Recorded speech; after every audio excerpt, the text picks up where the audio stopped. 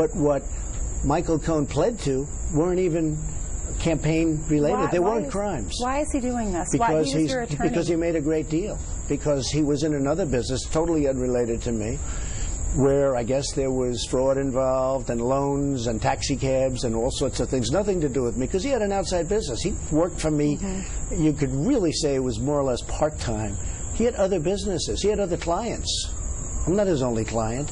And Michael Cohen had, I guess, a taxi business, and somebody reported him for some things in his taxi business, and that's how this started.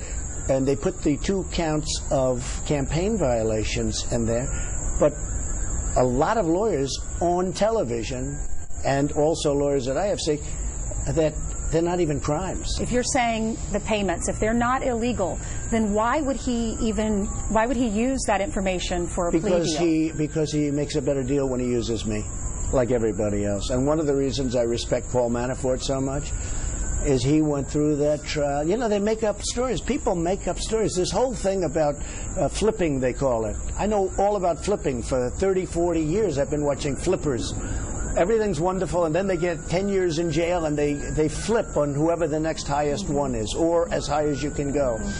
It almost ought to be outlawed. It's not fair, because if somebody's going to spend 5 years like Michael Cohen, or 10 years, or 15 years in jail because of a taxi cab industry, because he defrauded some bank, the last 2 were the tiny ones. You know, campaign violations are considered not a big deal, frankly.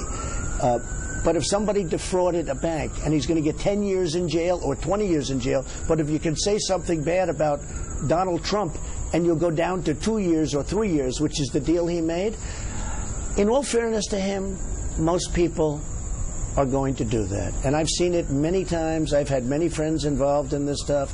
It's called flipping, and it almost ought to be illegal. You get 10 years in jail, but if you say bad things about somebody, in other words, make up stories, if you don't know, make up stories, they just make up lies.